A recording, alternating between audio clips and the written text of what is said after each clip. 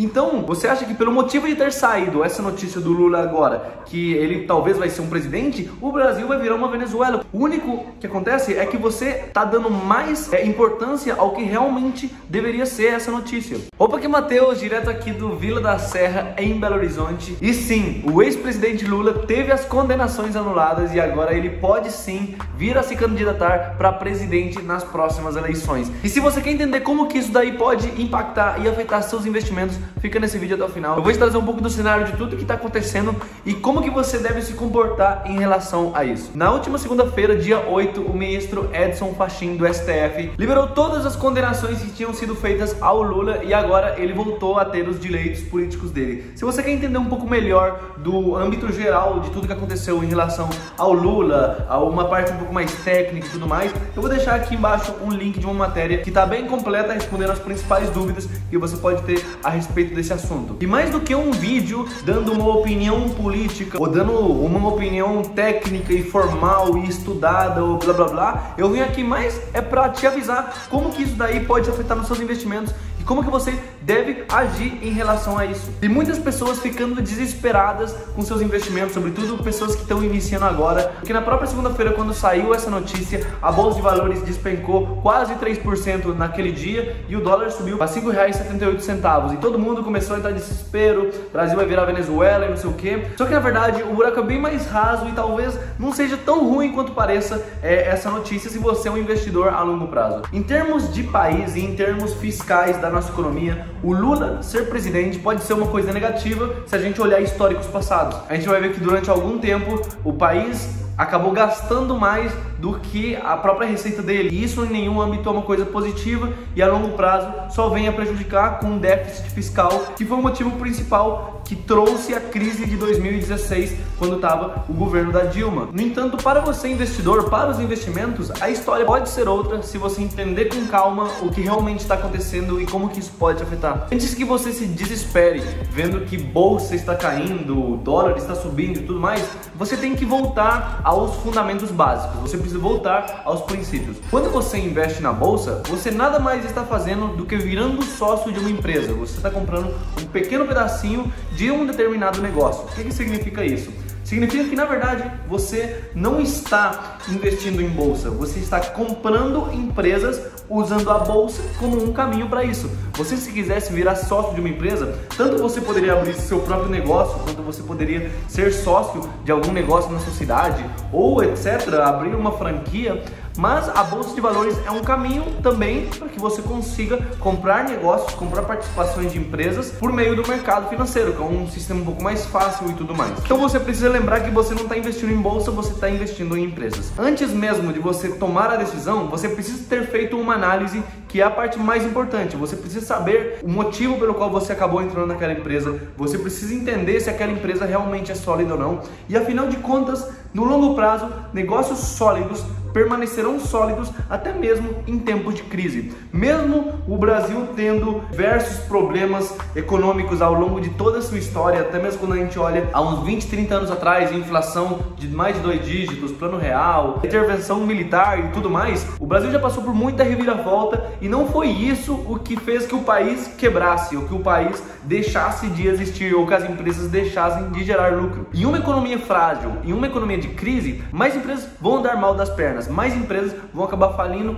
e mais empresas vão acabar sofrendo por isso. No entanto, aqueles negócios que são os realmente sólidos, eles tendem a crescer na crise, inclusive eles até crescem mais, porque eles podem usar o caixa que ele tem para acabar comprando novas empresas que estão indo mal das pernas, e no longo prazo, quando a crise passar e quando tudo acabar passando, eles vão estar cada vez maiores e de uma forma mais sólida. Tanto assim que você vê que grandes empresas que passaram por crise tiveram uma alta valorização ao longo do tempo, depois que as crises passaram, foram porque elas fizeram grandes aquisições durante os períodos da crise. Como por exemplo, na crise de 2006, a Localiza comprou a Hertz, que era a principal concorrente de aluguel de carro americana, é a maior do mundo fora do Brasil, só que durante a crise do Brasil que aconteceu em 2016, a Localiza, que era uma empresa muito mais sólida, acabou aproveitando esse momento de desfalque daquela empresa e comprou a Hertz para ampliar suas operações e virar um negócio muito mais sólido. Tanto assim que você pode ver pelo gráfico que está aparecendo aí na tela, que a Localiza ao longo do tempo se valorizou muito mais desde o ano de 2016. Ou a própria Lojas Renner, que acabou comprando ali em finalzinho de 2008, 2009,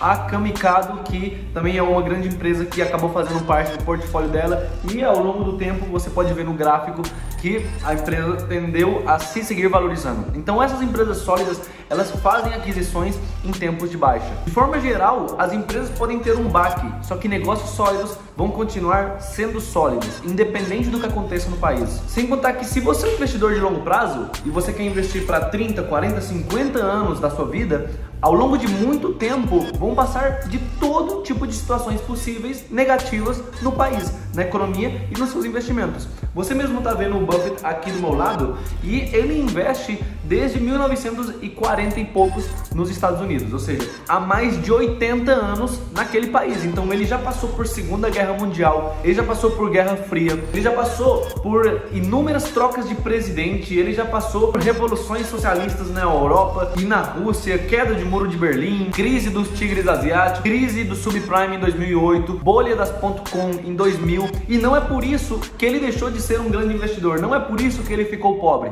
porque ele investia de uma forma que quando as empresas se desvalorizam, ele acaba ganhando. Então você precisa entender que você é investidor, mais do que torcer por a empresa ficar subindo sempre, você tem que torcer para que de vez em quando aconteçam essas quedas repentinas, para que surjam novas oportunidades de você estar comprando mais participação dessa empresa e desse negócio. E trazendo para o mercado brasileiro, nós podemos pegar alguns exemplos como Luiz Barsi, que é o maior investidor pessoa física do Brasil, com mais de 2 bilhões de reais aplicados na bolsa, ou até mesmo o Luiz Alves Paes de Barros, que também é um mega investidor, inclusive um dos gestores do fundo Alaska, que é um dos principais fundos de investimento do Brasil, e eles investem também em bolsas de valores do Brasil a longo prazo há muitos e muitos anos, há mais de 60, 70 anos atrás. E não é por ter passado por inflação de 2 dígitos, plano real, moeda que não era nem o real antes, era o cruzeiro, cruzado, não sei o que. Não foi esse o motivo que fez que eles falissem ou que eles não ganhassem dinheiro. Hoje em dia eles são bilionários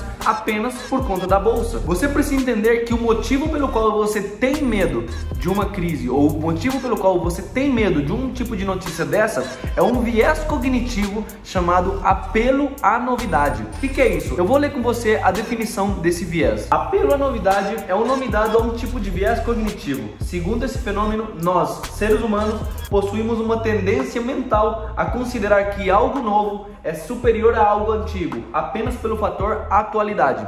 Ou seja, todas as coisas novas, as coisas novidades, a gente tende a engrandecer isso daí mais ainda. Então, se aconteceu uma coisa boa com você agora, você vai achar que é a melhor coisa que aconteceu há muito tempo. Da mesma forma, se aconteceu uma coisa negativa, você vai engrandecer mais do que ela realmente é. Você pode usar o próprio exemplo disso daí quando você viu o coronavírus, quando ele chegou no Brasil, quando estavam surgindo os primeiros casos, todo mundo morria de medo dessa tal doença nova que estava surgindo, desse tal vírus que ninguém sabe como funciona, se ele mata, se não mata. Já hoje em dia, quando passou quase 1 ano e meio desde que o coronavírus está no Brasil, ninguém está mais ligando ou se importando com o que está acontecendo. Já as pessoas praticamente não usam máscara, mesmo tendo mais casos hoje em dia, inclusive até chegando a matar mais pessoas hoje em dia do que quando ele chegou lá em fevereiro, março do ano passado, quando tinha 1 ou 2 casos no Brasil. Isso tudo se deve ao apelo à novidade, que é esse viés cognitivo que está instalado nas nossas cabeças, que a gente não consegue mudar ele. Então, você acha que pelo motivo de ter saído essa notícia do Lula agora, que ele talvez vai ser um presidente, o Brasil vai virar uma Venezuela, quando não necessariamente